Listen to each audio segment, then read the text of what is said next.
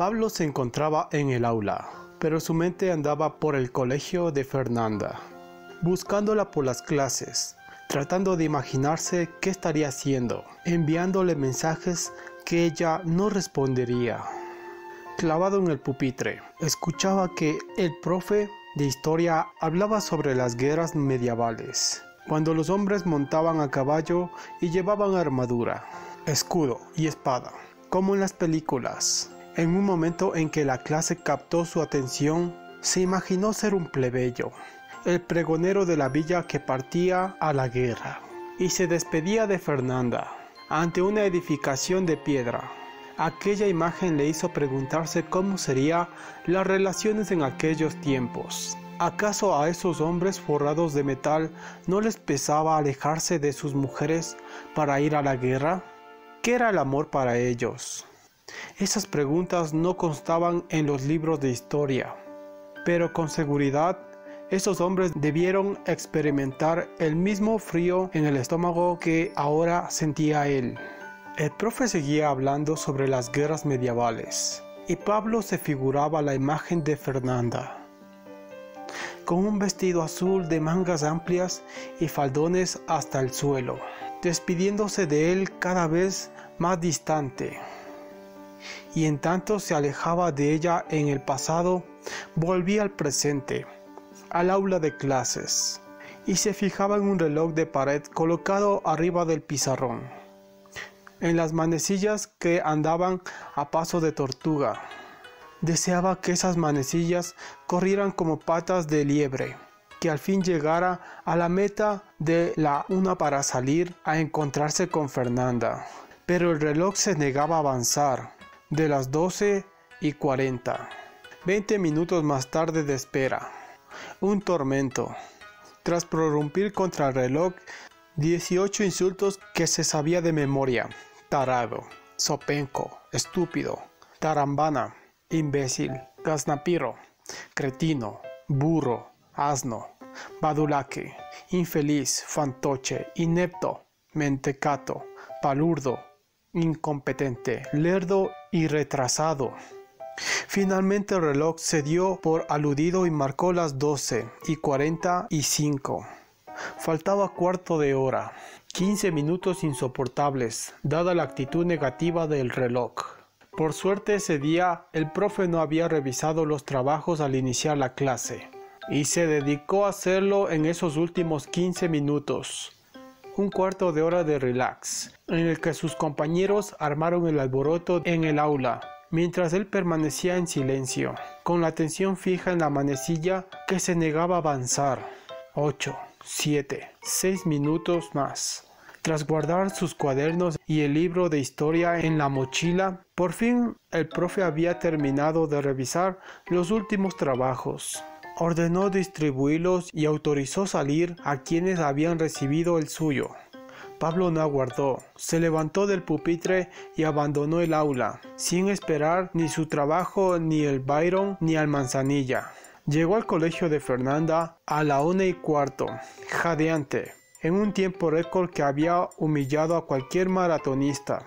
Desde la esquina observó que ella lo esperaba con Tego y una compañera, Gaby. En cuanto lo vio venir, Fernanda se separó de sus amigos y fue a su encuentro. Él sintió que el frío en el estómago se atenuaba y lo abrazó. Si el Manzanillo hubiera estado allí, habría comentado que parecían un perrito meloso al que sus amos abandonaron en casa todo el día. Realmente actuaba así, solo le faltaba ponerse a saltar y a mover la cola. «Te extrañé», susurró ella, todavía abrazada a él. «¿Estás bien?». Volvió a figurarse como plebeyo medieval de la clase de historia, acabada de regresar de la guerra. «Leí tus mensajes pero no podía responder. No quería que mi tía Julia se pusiera a favor de mis padres. Ya te cuento». Pablo se lo imaginó como en la clase de historia, con un vestido azul de faldones hasta el suelo y mangas amplias, sus pecas en la nariz, el cabello largo y suelto. Ella lo tomó de la mano, le iba a decir que podía contar con él, para lo que fuese. Pero en ese momento se acercaron Tego y Gaby. «Chuta, no me gusta salir con una chica con un padre como el tuyo», comentó Tego. ¿Qué piensan hacer?, preguntó Gaby. Los cuatro se pusieron a caminar, Pablo y Fernanda tomados de la mano, escuchando las ideas de sus amigos, que iban desde verse a escondidas hasta rebelarse. Se despidieron de ellos en la esquina de los besos. Discutí con mis padres. El rostro de ella se ensombreció. El sábado en la noche me sometieron a un interrogatorio y me prohibieron salir contigo. Él se quedó pensativo. Ahora era un caballero de escudo y espada que debía defender a su amada. Los padres no pueden prohibir a sus hijos de estar con alguien, dijo finalmente, con decisión. Mis padres son capaces. Por eso ayer fui a pedirle ayuda a mi tía. Ella confía que mamá cederá.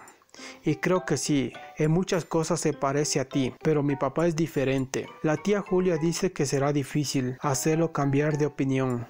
Hablaré con él, decidió Pablo con coraje, como un caballero que desvaina la espada para el combate. Se abrazaron. El sol, que brillaba con toda su luz, ambos se movieron unos centímetros a la derecha en el bordillo en busca de la sombra del balcón. Trataron de planear qué hacer, pero cualquier plan dependía de que la tía Julia convenciera a su madre.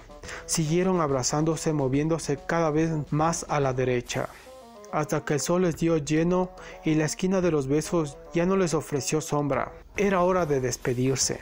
Fernanda llegó a la casa a las 2:30, una hora más tarde de lo que acostumbraba. Al entrar en el salón, vio a su madre y a la tía Julia. No se extrañó de hallarlas allí. Evidentemente estaban esperándola. La saludó. Supongo que vienes hasta ahora porque estuviste con ese muchacho, dijo su madre. Sí, mamá. Le lanzó una mirada a su tía en busca de auxilio. A comer, me dio la tía Julia. Quiero tener una conversación con las dos. Madre e hija aceptaron la propuesta. Fernanda subió a su habitación a cambiarse. Allí aprovechó para tomar el celular. En esa mañana lo había dejado en casa por orden de su padre. Y le envió un mensaje a Pablo. Fer, mi tía está en casa. Vamos a hablar con mi madre. Ya te cuento. Pablo le respondió de inmediato. Pablo, todo saldrá bien. Un beso. Cuando bajó, encontró a su madre y a su tía sentadas ante la mesa servida. Le tranquilizó ver el semblante de su madre. Parecía de buen humor.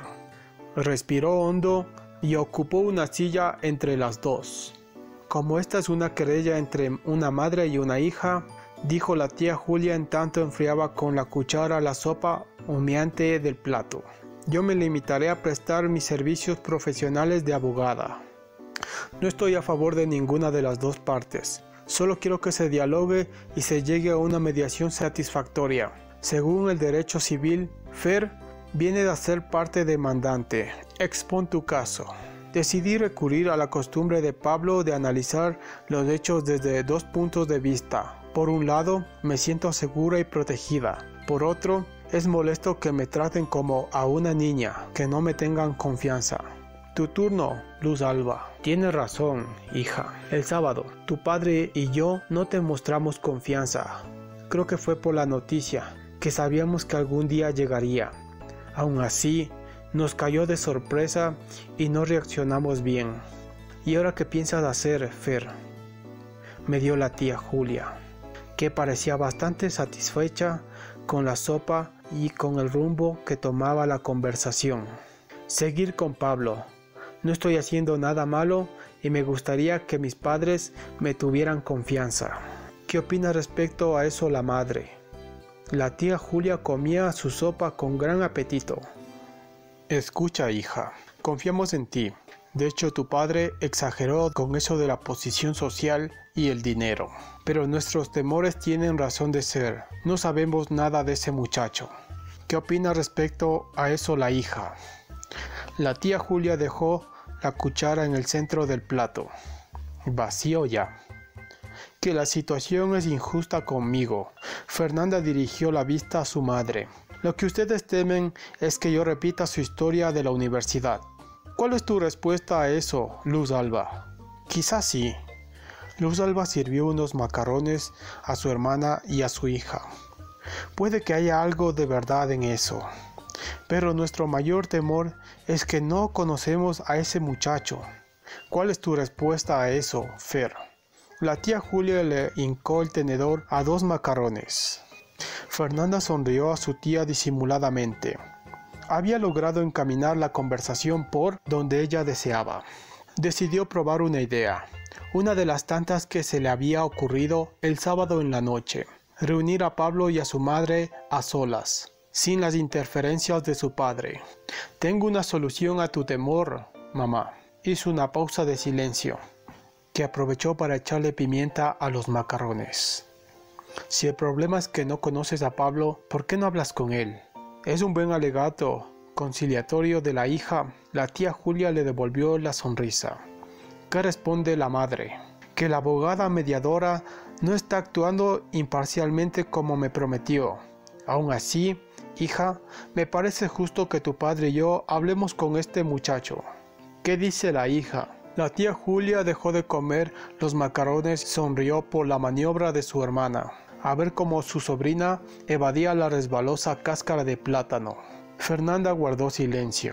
Había previsto aquella maniobra de su madre y decidió jugar también con todas sus cartas, en especial que guardaba hasta el momento: las personalidades afines de Pablo y su madre. Estaba segura de que ella no desaprovecharía la ocasión de charlar con alguien que amaba los libros y el arte. Un señuelo demasiado tentador que se resistiera. «Me parece bien», opinó, «aunque le veo un inconveniente. La conversación no va a ser muy agradable para los tres. Tú tienes las mismas aficiones: libros, historia, arte, todo lo que te gusta. Pero no a mi papá. Y ya sabes lo que dice cuando te oye conversar con algún intelectual. Junta 2 ratones de biblioteca y no pararán de hablar de los libros que se han devorado». El señuelo dio resultado. En el rostro de su mamá apareció un repentino interés. ¿Qué responde a esta objeción la madre? La tía Julia hincó el tenedor en los últimos macarrones. «Que me gustaría oír la propuesta de la hija». Luz Alba miró con reproche a su hermana. Al parecer, se estaba tomando demasiado en serio el papel de conductora de talk show. ¿Qué propone la hija? Luz Alba se imaginó que en ese momento su hermana levantaba el frasco triturador de pimienta, golpeaba la mesa con fuerza y gritaba: «¡Que pase el enamorado de la hija!». A Pablo le encantaba visitar el museo, comentó Fernanda. «¿Qué te parece si mañana, que no hay mucha gente, lo llevo allá?». Luz Alba observó a su hija, pensativa. A la vez su hija y su hermana la observaron con atención, atentas a su respuesta. Probó un bocado de macarrones antes de responder.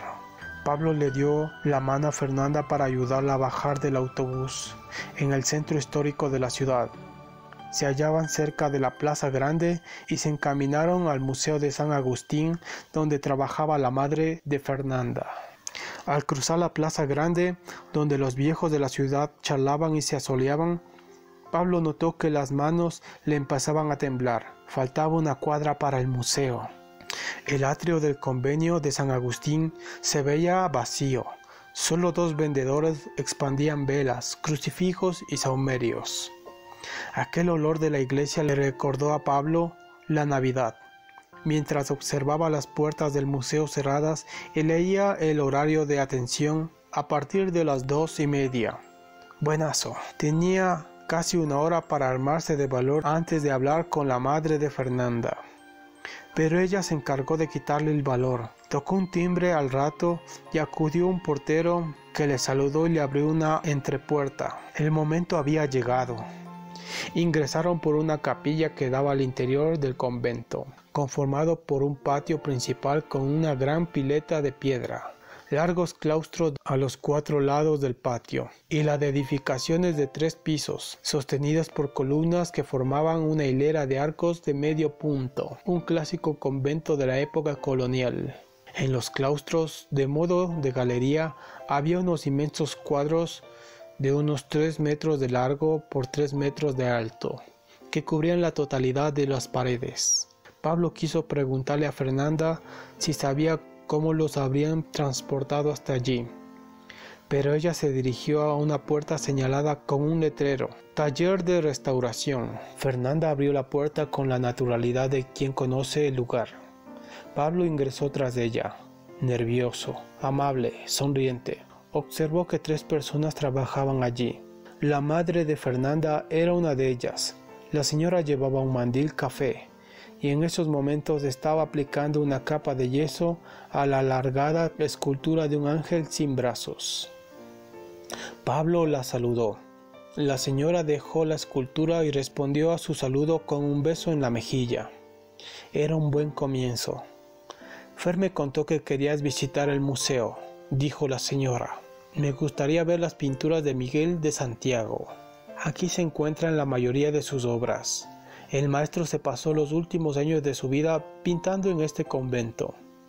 Leí que jamás volvió a pintar después de matar al modelo de Cristo de la agonía. Eso sostienen algunos libros, aclaró la señora, pero son especulaciones. De hecho, la vida del maestro se ha estudiado poco. Algún día deberían hacerlo los jóvenes como tú. Ya vas a empezar, mamá. Menos mal que Pablo va a estudiar comunicación. Luz Alba se levantó levemente y cambió de tema. ¿Quieres dar un recorrido por el museo? Sí quiero. Pablo respondió con alegría de un niño con un helado. Salieron del taller e iniciaron el recorrido por los claustros.